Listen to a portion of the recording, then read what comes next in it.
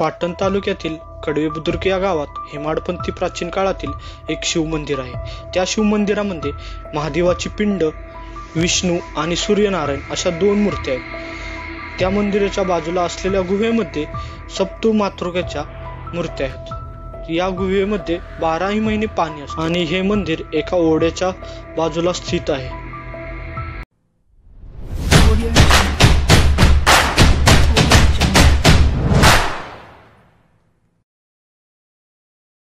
तर नमस्कार मंडळी, मी निलेश आणि तुम्ही पाहतात निलेश जाधव व्लॉग। तर मित्रांनो, स्वागत आहे तुमचं आपल्या अजून एका नवीन व्हिडिओमध्ये। तर मित्रांनो, आज आपण निघालो कडवे बुद्रुक येथील प्रसिद्ध असलेले पांडवकालीन शिव मंदिर पाहायला।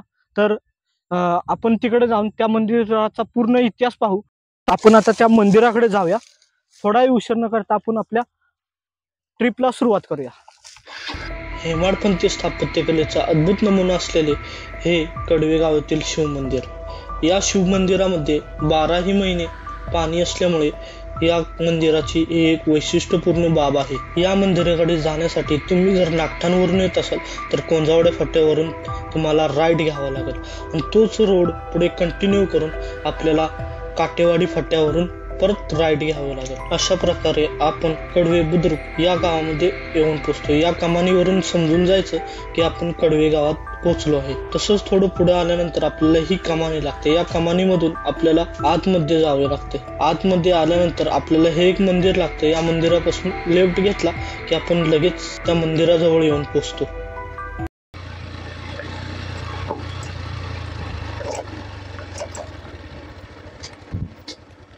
तर मित्रांनो, आपण आता या मंदिरापाशी येऊन पोहोचलेलो आहे। तर आता आपण मंदिराकडे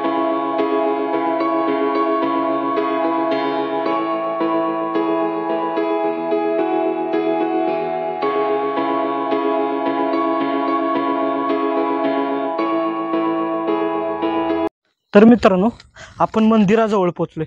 आपल्या पाठीमागच रोड आहे आणि त्या रोडनं आपण डायरेक्ट उतरलो की आपल्या समोरच मंदिर लागतं। तर आपण आता मंदिरात जाऊया। आपण जसं मंदिरात प्रवेश करतो तसं आपल्याला एक मोठी नंदीची मूर्ती पाहायला भेटते। त्या नंदीच्या समोर असलेल्या गाभाऱ्यात आपल्याला भगवान शिवशंकराचे शिवलिंग पाहायला भेटते। त्या शिवलिंगाचं दर्शन घेऊन आपण मंदिराच्या इतर परिसराचं दर्शन घेऊ शकतो।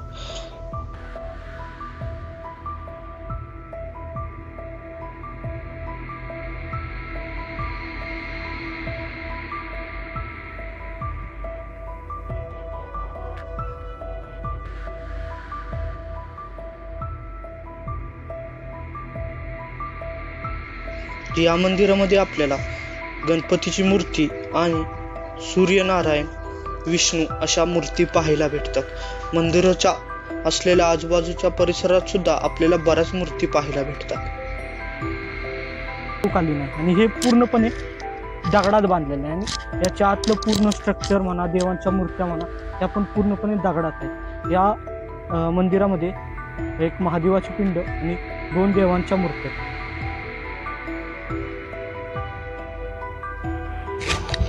तर मित्रांनो बघा, मंदिराच्या बाजूने आल्यानंतर आपल्याला इथे एक छोटं मंदिर पाहायला भेटतं। या मंदिरात सुद्धा महादेवाची पिंड आहे। आपण आता त्या महादेवाच्या पिंडीचं दर्शन घेऊ।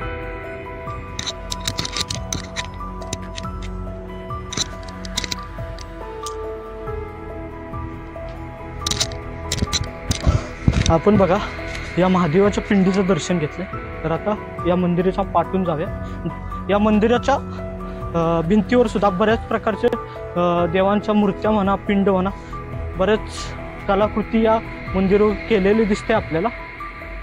तर मित्रांनो बघा, अशी पॅन्ट वर दुमडून घेण्याचं पण कारण आहे। इथे एक मंदिर आहे। या मंदिरात 12 महिने पाणी असते। पावसाळ्यात तर भरपूरच असते।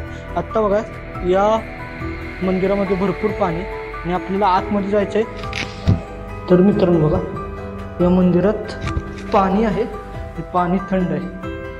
या मंदिरात 12ही महिने असं पाणी असते आणि आजूबाजूला आपण पाहू शकता की किती मूर्त्यांची कलाकृती दगडात केलेली आहे आणि त्या मूर्त्यांची थोडी थोडी झीज व्हायला लागलेली असं दिसून सुद्धा येते। या मंदिरामध्ये असलेल्या मूर्त्या ह्या सप्तमातृकाच्या आहेत असं सांगितलं जातं आणि या मूर्त्यांची बरीच झीज झालेली आहे। हे आपल्याला व्हिडिओमध्ये दिसून सुद्धा येत आहे।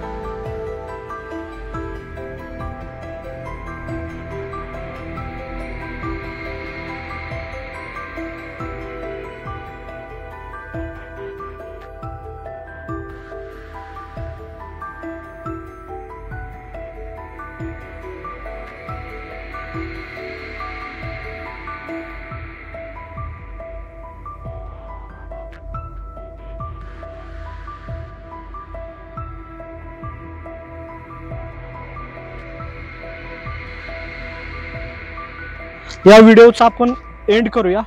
जर तुम्हाला या मंदिराची माहिती आवडली असेल तर नक्कीच तुम्ही या मंदिराला व्हिजिट करा आणि आपला व्हिडिओ काही कारणास्तव आवडला तर लाईक आणि शेअर सबस्क्राईब करायला विसरू नका. भेटूया लवकरच अशाच एका नवीन व्हिडिओमध्ये. धन्यवाद.